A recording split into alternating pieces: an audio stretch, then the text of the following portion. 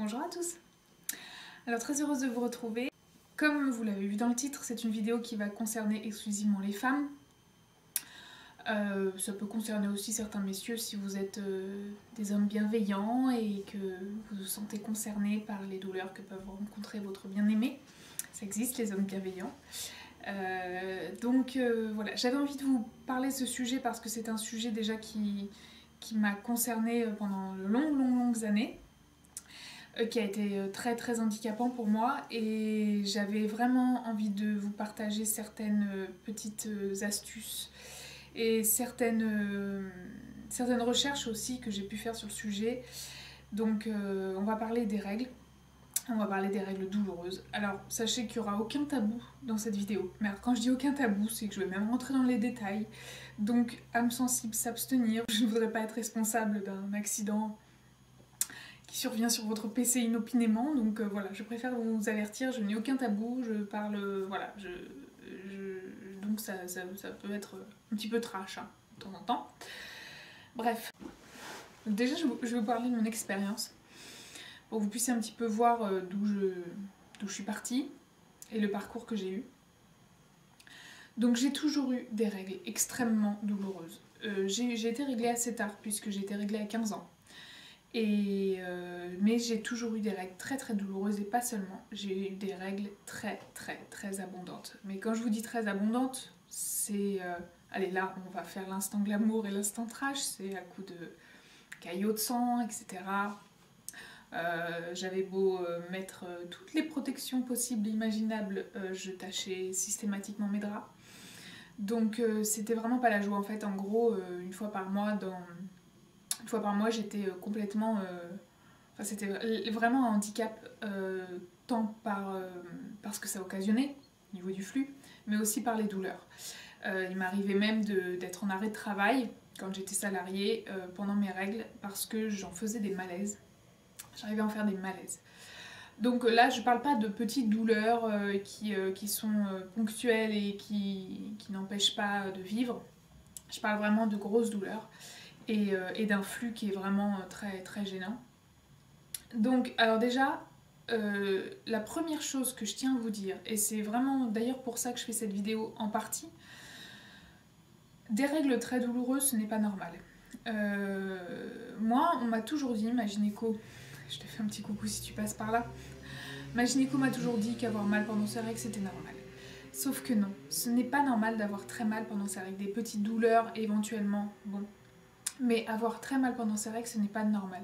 Ça cache une pathologie sous-jacente. Donc, il faut impérativement que vous preniez plusieurs avis. Alors ça, c'est le truc que j'aurais tout le temps, toujours tendance à dire, surtout avec la médecine actuelle. Prendre plusieurs avis, ne pas se baser que sur l'avis d'un médecin.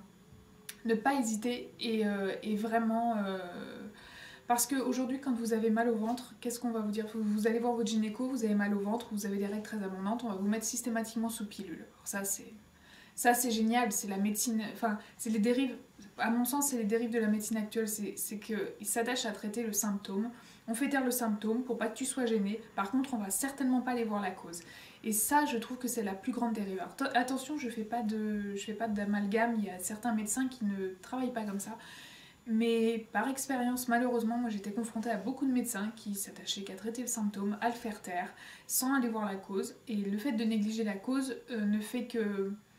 En fait, c'est comme si vous masquiez le problème sous-jacent et qui peut ressortir après sous divers aspects.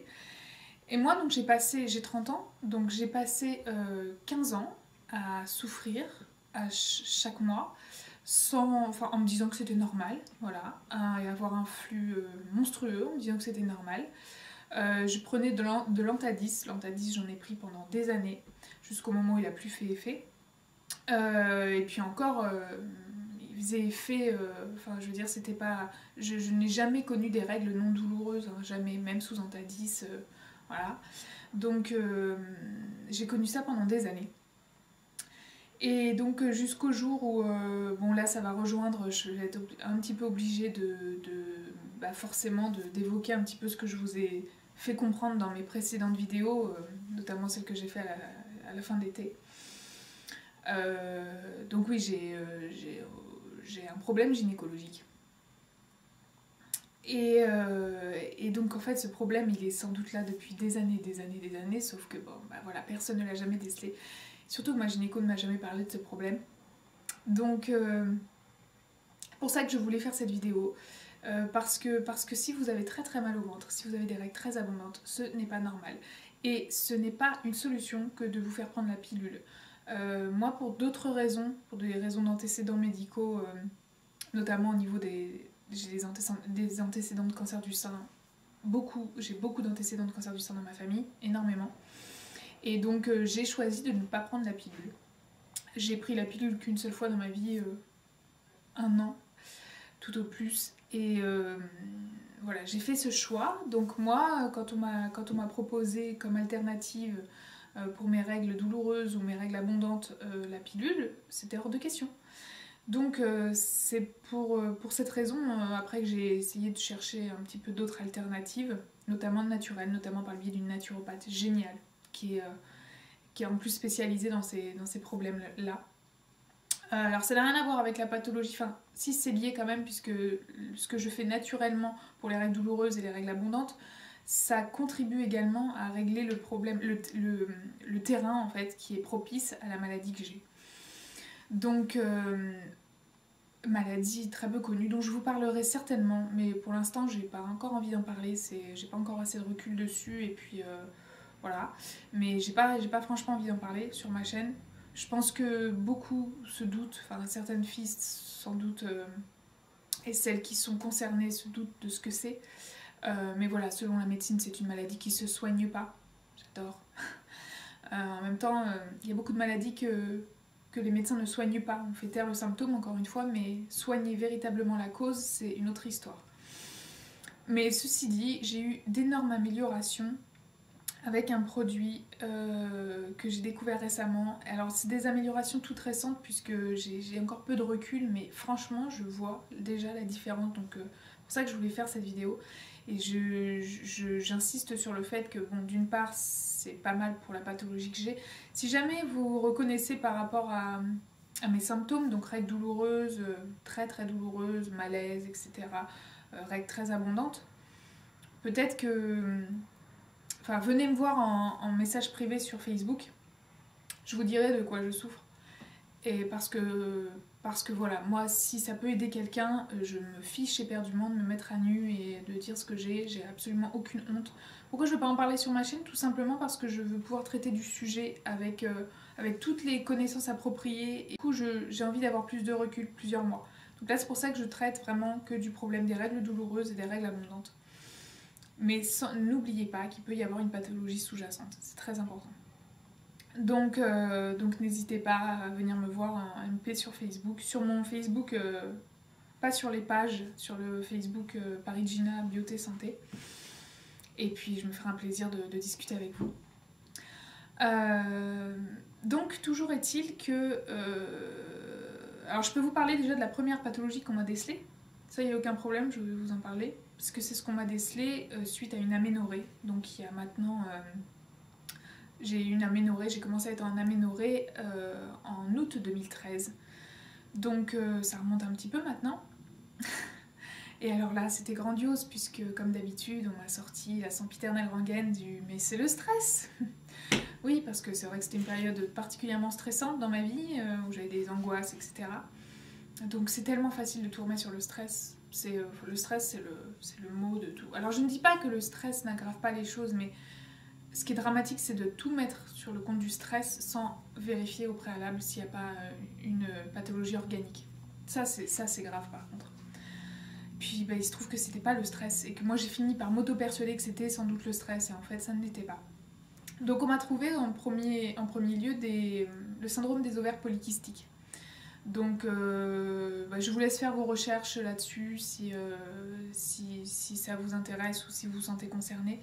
Voilà, j'avais des kystes aux ovaires et donc c'est pareil, on m'a proposé la pilule que j'ai refusée. Et puis ma foi, j'ai commencé à me remettre au remède naturel. Alors je fais juste une petite aparté puisque là on s'éloigne un petit peu du sujet, mais j'avais des grosses douleurs en plus, donc en dehors des règles quand j'avais mes règles, puisque je faisais des aménorrhées de 4 à 6 mois. Mais j'ai traité ce problème de kyste avec de l'huile de ricin, principalement, et avec un changement d'alimentation. Alors sachant que j'ai une alimentation très équilibrée à la base, de par mon métier, mais dans le syndrome des ovaires polykystiques, il y a notamment, alors ça votre gynéco ne vous le dira pas parce qu'ils ne sont pas du tout formés comme ça et pas du tout habilités à vous dire ce genre de choses, mais le syndrome des ovaires polykystiques est dû à une insulinorésistance. Donc, on métabolise mal les sucres. Donc, le régime alimentaire, quand je dis régime alimentaire, c'est façon de s'alimenter, hein, c'est pas régime dans le sens restriction. Le régime alimentaire qui est préconisé dans ce cas-là, par les naturopathes notamment, ou par les gynécos qui sont spécialisés dans les méthodes naturelles, en France ça n'existe quasiment pas, c'est entre autres de limiter les hydrates de carbone et de favoriser tous les aliments à indice glycémique bas. Donc voilà, j'ai entrepris ça, puisque moi je mangeais, je mangeais de tout, enfin régime végétarien mais de tout, mais assez gourmande et épicurienne, donc hydrates de carbone j'y faisais pas forcément attention, et indice glycémique pareil, je mangeais vraiment de tout. Donc j'ai changé ça. Ensuite, j'ai fait, donc, comme je vous disais, des cataplasmes à l'huile de ricin pendant des mois et des mois et des mois. Et puis, donc, ma naturopathe m'a prescrit un complément alimentaire qui est préconisé à la base pour les femmes donc, qui vont avoir des problèmes de règles douloureuses, de règles abondantes et des problèmes de menstruation aussi un petit peu désordonnés. Donc je ne connaissais pas du tout ces produits, c'est ce qu'on appelle de la gémothérapie. Donc la gémothérapie c'est de la thérapie, c'est un peu de la phytothérapie, je vais simplifier la chose, mais avec des bourgeons. Donc le bourgeon de la plante se trouve être encore plus concentré, c'est ce qu'elle m'a expliqué un petit peu, c'est un produit encore plus concentré et actif que la plante en elle-même. Donc elle m'a dit de prendre ça sur le long terme évidemment, et elle m'a dit vraiment qu'elle avait vraiment de bons retours au niveau des règles douloureuses, des douleurs menstruelles, des menstruations un petit peu désordonnées, etc. Donc ça se présente en fait, c'est tout simple, ça se présente comme ça, un petit flacon. C'est donc, je vais vous dire ce qu'il y a dedans, donc pousse de framboisier. Le framboisier est très très connu d'ailleurs pour ces vertus-là. Vigne, camomille, marjolaine, basilic, viorne. Voilà, il y a un petit peu d'alcool dedans et de la glycérine végétale. Excusez-moi pour le petit didip là. Voilà. Donc on commence en fait, là moi elle m'avait donné un dosage approprié pour moi. 10 à 25 gouttes par jour, eux ils disent 10 à 25 gouttes, moi j'ai commencé par 5 gouttes, j'ai regardé un petit peu l'évolution, etc. Bon, donc j'ai fait ça, plus cette alimentation, mais l'alimentation vous n'avez pas besoin de la changer si vous n'êtes pas certain qu'il y a un problème de kyste, ou voilà, ça c'est vraiment pour vous situer un petit peu le contexte me concernant. Mais ce produit, j'ai quand même un petit peu de recul dessus maintenant. Je dois reconnaître que ça a été un changement radical au niveau de mes règles. Alors, je n'ai plus de kyste. Maintenant, c'est vrai que j'ai entrepris beaucoup de choses entre les cataplasmes à l'huile de ricin. L'huile de ricin est très connue pour ce problème de kyste. Entre les cataplasmes à l'huile de ricin, le changement d'alimentation, la gémothérapie, est-ce que c'est la synergie des trois qui a fonctionné? Est-ce que c'est l'un des trois? Je ne pourrais jamais vous le dire. En tout cas, toujours est-il que j'ai une nette amélioration, et y compris sur mon autre maladie. Donc voilà, c'est plutôt très très encourageant. Et il est vrai que j'ai remarqué, alors par contre, ce qui a été probant avec le produit, que je n'avais pas avec les deux autres changements, c'est le flux. Franchement, ça s'est vraiment normalisé, mais je n'ai jamais eu en fait des règles aussi normales, même si j'ai horreur de ce mot, le mot que j'exècre le plus, je crois, la normalité. Mais vous l'avez compris, je pense. Mais vraiment, j'ai été bluffée. Là, ça fait à peu près 3 mois maintenant que j'utilise. On est au mois de bientôt janvier, ouais, c'est à peu près ça. Et franchement, je suis bluffée par ce produit. Je suis certaine que c'est ça au niveau du flux. En tout cas, les douleurs, c'est peut-être l'association de plusieurs choses. Mais au niveau du flux, j'ai l'impression que ça a vraiment normalisé les choses. Ça ne m'handicape plus du tout. Pour vous donner une petite idée au niveau du flux, j'ai une coupe menstruelle. J'utilisais plus de tampon depuis un petit bout de temps. J'ai une coupe menstruelle et ma coupe menstruelle qui était donc la Maxi Cup, l'entonnoir de compète, était remplie en, je sais pas, une demi-heure quoi, les premiers jours de règles. Hein, pour vous dire, c'était l'enfer. Je sais pas combien je perdais de sang, mais c'était pas possible quoi. J'étais anémiée évidemment, puisque les règles abondantes causent l'anémie. Donc vous aurez beau manger toute la viande rouge que vous voulez, hein, selon les médecins, puisque le fer ne se trouve que dans la viande rouge, c'est bien connu. J'étais anémiée, j'étais complètement anémiée. J'ai l'impression que je passe par toutes les couleurs, là. Je suis désolée, il y a une luminosité qui est vraiment approximative. Hiver oblige. Et donc j'étais vraiment très anémiée et bon maintenant j'ai plus aucun problème d'anémie. Ça s'est très très bien réglé et aussi parce que j'ai... mon anémie a été moindre dès l'instant où je suis devenue en plus végétarienne. Comme quoi. Ceci dit, si vous avez tendance à être anémie et que vous avez des règles très très abondantes, systématiquement prenez du fer en complément quand vous avez vos règles. Voilà. D'entrée comme ça, franchement moi je vous le recommande vraiment. Donc ce produit vraiment moi j'en suis vraiment ravie. Vous trouvez ça en magasin bio ou sur le net. Sur le net c'est un petit peu moins cher. Ça coûte en magasin bio ça coûte 29 €. Sur le net je l'ai vu à 15 €, c'est un 50 ml. Ça s'appelle Féminagem. Voilà, tu fais la mise au point, tu seras mignon. Voilà. Et voilà. Après, évidemment, ce n'est pas miraculeux, c'est pas une prise, vous allez plus avoir mal, hein, faut pas se leurrer. Faut faire vraiment le traitement quand même sur le long terme. Par contre, autre chose aussi, moi la seule chose qui me soulageait un petit peu, c'était les bouillottes. C'est tout bête, c'était des bouillottes. J'ai une bouillotte à l'huile, avec des graines de lin dedans, que je mets au micro-ondes, et je me sers de mon micro-ondes que pour ça, que pour la faire, je la fais réchauffer 3 minutes, je la fous sur le vide et ça me soulage voilà, instantanément. Parce qu'en dehors des règles, j'ai aussi des douleurs. D'ailleurs maintenant, les douleurs les plus embêtantes sont celles en dehors des règles, pas forcément celles que j'ai pendant les règles, contrairement à avant. Donc voilà, je vous referai sans doute une petite vidéo déjà pour vous parler de l'évolution de tout ça, et puis mais ce produit là vraiment je suis certaine que c'est lui qui a agi sur le flux. Après les kystes il est vrai que j'ai fait une échographie, je n'en ai plus. Alors c'est pareil, le syndrome des ovaires polykystiques, on vous dit que c'est un truc qui est chronique et que ça se soigne pas. Et bizarrement, moi en un an de temps, avec ces petites choses là, j'ai réussi, alors je croise les doigts, hein, j'espère que ce n'est pas... Mais de toute façon, je vous en reparlerai. Mais bon, apparemment, je n'ai plus rien au niveau des ovaires polykystiques. Après, l'autre maladie, c'est plus complexe. Et donc voilà, je tenais vraiment à vous parler de ce produit. Donc voilà, en conclusion, toujours pareil.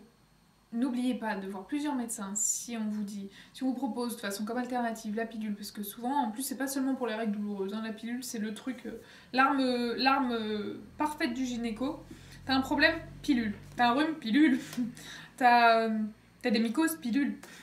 T'as des hémorroïdes? Pilule. Ton mec te fait chier? Pilule. Faut pas oublier quand même que la pilule, hein, y a quand même des études qui démontrent que... Enfin, on vous balance des hormones hein, dans le corps et c'est pas sans conséquence. Pour celles qui vont me demander, qu'est-ce que tu utilises alors comme moyen de contraception? Non, pas l'abstinence, non. J'utilise un truc qui s'appelle la capote en fait, et ma foi, je sais que c'est un peu rébarbatif pour certains mecs, mais d'un autre côté, voilà, c'est ça où ils se la calent derrière l'oreille, j'ai envie de dire. Donc voilà pour cette vidéo. N'hésitez pas si vous avez des petites questions, j'apporterai peut-être des petits compléments en barre d'informations. Faites bien attention à vous, prenez soin de vous. Et puis moi je vous dis à très bientôt dans une prochaine vidéo et je vous embrasse tous très fort. Ciao.